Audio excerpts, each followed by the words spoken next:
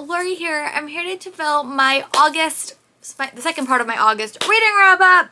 I will say August was a bit of a weird reading month. I got COVID in early August, so I really spent the whole month trying to catch up and sort of reorganize my life. I'm a teacher. I'm going back to work next week. So that is sort of what happened. I think I read 28 books. My numbers are a little bit off. I kind of keep track of them in like a bunch of different locations, but I think I read 28 books to the best of my counting knowledge. So that's pretty good. I had a nice balance. I read 3 ebooks, 12 physical, 10 audio, 8 books by authors I read before, 5 sequels, 1 graphic novel, 9 YA, 7 middle grade, 6 adult, 1 reread, 3 BIPOC or people of not white backgrounds, and 2 LGBTQ plus books that had those elements in it. So the first book that I read, this is when I was actually on the mend, pretty much 90%, and I was reorganizing and cleaning my bedroom. So I picked up The Case for Jamie by Brittany Cavallaro. This is actually a reread for me as well. There will be a photo somewhere in this thing. I will just do a clip, but you got to see the photo. And I read, actually, let's talk about them together. I read The Case for Jamie and A Question for Holmes, which actually completed that series, which is actually pretty good because I really do struggle finishing series.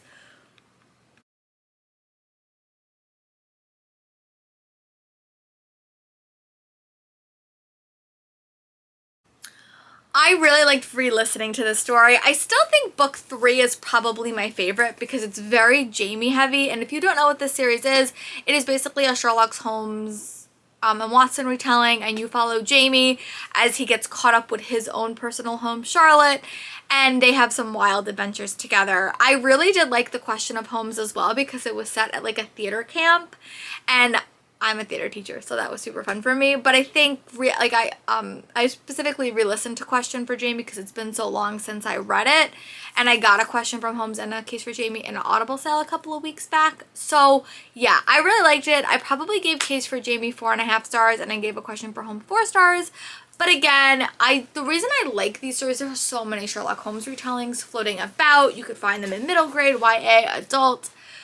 One thing I really liked about this story was that Brittany Cavallaro really did tackle the difficulties and the challenges that the Holmes characters deals with. Charlotte is not an easy character. She has a lot of stuff going on. She has a very, very complicated life, but I liked how honest it was. So I haven't loved her newer books that much, but this is definitely one of my favorite series by this author, for sure. 4.5 stars, and I completed another series, which is super good.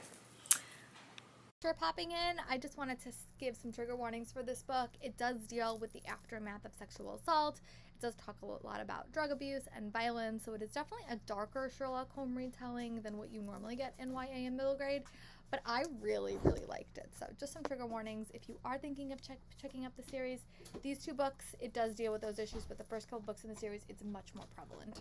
And then the next book that I picked up was actually an e-arc, and this was from the TBR and Beyond tour company. If you don't follow them or are not in their Facebook group, they also started a tour company because they've been doing a lot of promo, and I'm one of their reviewers, and I got an arc of Belladonna by Adeline Grace, and oh my god, this book ticked so many of my boxes. I loved it. Here's a stunning cover. Stunning, stunning, stunning, stunning, stunning, and you all have to go read it.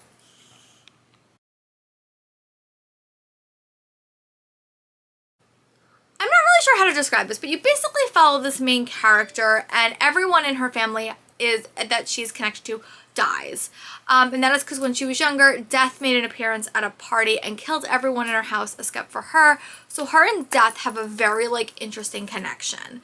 And then she goes to live with her uncle and her cousins, and Death is hunting her. But she has a very unique relationship with Death, and it is really fascinating. I'm a big fan of Regency romances, and this gave me so many vibes. It was definitely quite steamy for, you know, a young adult book. I think it was definitely upper young adult, but it did definitely give me Sarah J. Maas vibes, with the amount of content that was in it, but I really, really loved it. I really felt like I was reading like a Regency romance with a magic element twist. I sometimes don't always love like the broody villainous hero, but I really did like death, and there was a couple of things I didn't see coming and one twist that I sort of saw coming, but it's a very, very twisty, turny gothic story. I think it would be a great early fall read. And I just loved it. I loved Adeline Grace's other series. This is definitely very, very different, but I really enjoyed it. And it was definitely one of my highlight reads of the month, for sure. And then the next book that I read is another, this is the first physical, that I read was another book from that tour company, and that is Ravenfall by Kayla Josephine.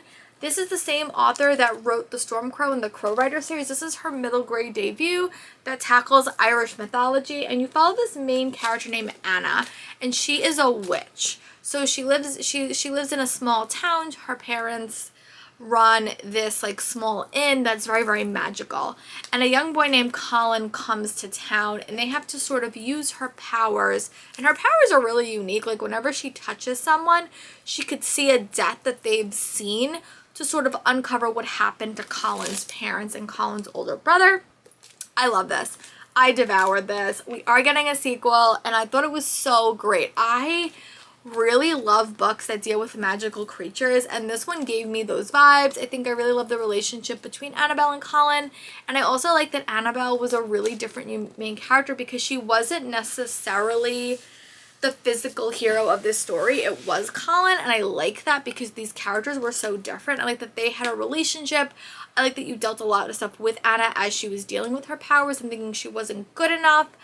And I just loved the setting. I think a couple of years ago I tried to read Havenfall by Sarah Holland, which was also like a mystical inn. I think this one was just executed a little bit better.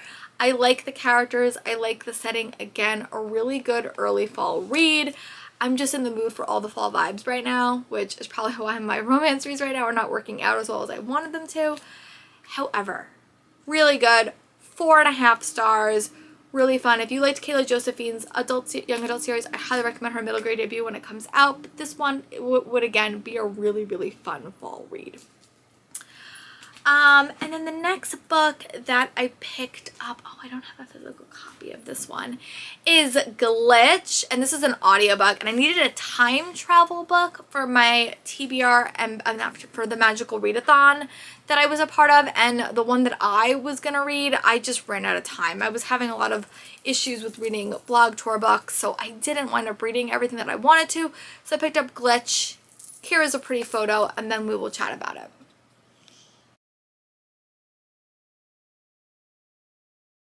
This book was a surprise. I got this when I went to ALA in 2020, which seems like a million years ago, but this is a time traveling novel, a middle grade time traveling novel.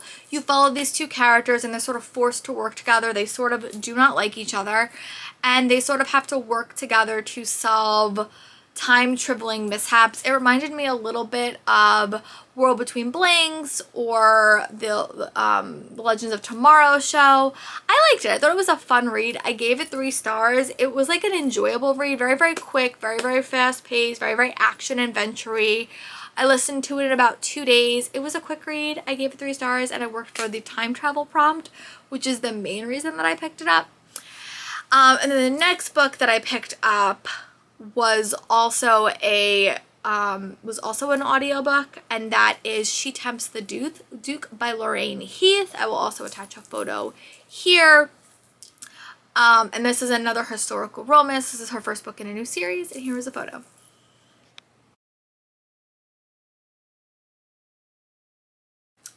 This one I've actually restarted 5 times, I'll be very honest. This was one of those audiobooks that I just kept getting distracted reading, but I do like the premise of the series a lot. So you basically follow these 3 young boys, and they are basically their uncle tried to murder them when they were much younger, and they go on the run, and this young girl saves them and protects them. And when they come back to town to sort of take back their land, the oldest brother and this young girl wind up having a relationship because they were best friends when they were younger. I love that trope. I really do like these characters. I really do want to read the other two brothers book. It is a very, very quick series, but again, I like Lorraine Heat's writing style. I really, really love listening to her books as well, so this was a really, really fun experience. And yeah, I'm really happy that I read this. I gave it 4 stars. It probably would have been higher if I wasn't so distracted when I was reading it, but that's okay. There's also a lot of like Nexus events happening, so I kept switching a lot of the books that I was reading, and that is just where this fell. And then the next book that I read was not planned, but I really did like the experience, and I'm probably going to try to listen to all of these on Audible, but I listened to the classic Emma on Audible. It's like if you have an Audible membership, it's like the production one, and I loved it. So if you go on Audible, you'll see this is not the actual cover, but I listened to that over the course of 2 days, and it was super fun. So here's a photo of that.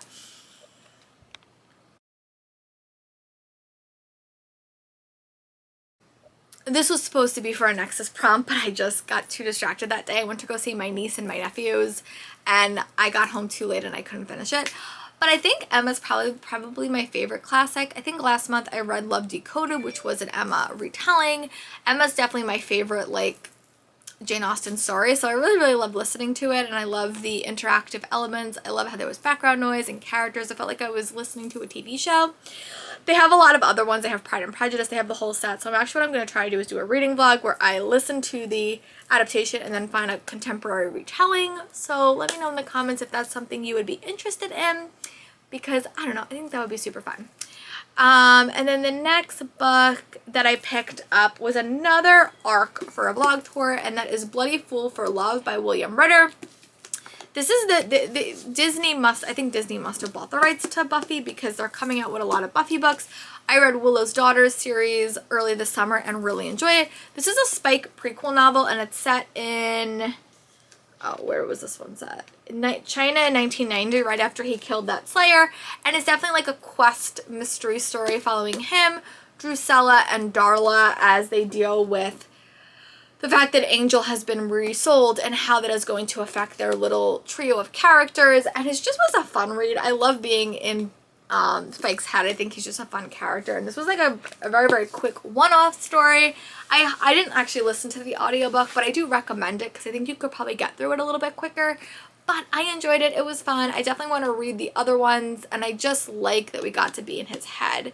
But yeah, I gave it like 3 stars, and it was nice to be back in the Buffyverse. It made me want to contemplate rewatching the TV show, which I do normally do in the fall because it does have to do with vampires. But yeah, I gave it 3 stars, and I enjoyed this one. Thank you again, the blog tour company, for giving me an arc. I appreciate it. And then the next book that I picked up was one that I've read really, really, really, really early. I will preface that by saying it, but I couldn't help myself. I picked up A Runa's Fate by Kaylee Smith. This book comes out in 2023, in January 2023, but it was a witchy novel. I needed to read a book that had fate in the title, which I'll get to that one next. But this was a book that I loved. I got this at ALA, and I just was stunned by this cover, and I just had to read it. This, I think, is a book that a lot of people are going to like, but it is a very, very slow start, and it does have a slow burn romance. There are elements to the story that is super slow, but it gave me Belladonna vibes as well, but it's very, very witchy. You follow this main character named Calliope, and she is a witch. She also has a lot of other stuff going on for her. And there is a hunt in this thing to hunt her down after she escaped her coven, and to find out if she is the last blood warrior that will start the next fated war. And she sort of has to go on a quest with these ragtag groups of people, her 2 best friends and her ex-boyfriend and her brother and their guards, to try to get the fates back in line. And things go horribly awry. It is a really, really quick story. Once you get about 100 pages in, I think the story super fleshes itself out. But I will say it is a story that, like, you need to give it a little while, because the world building in the story is super complicated, and you are not with the character in this, so the character will all know the world, you don't.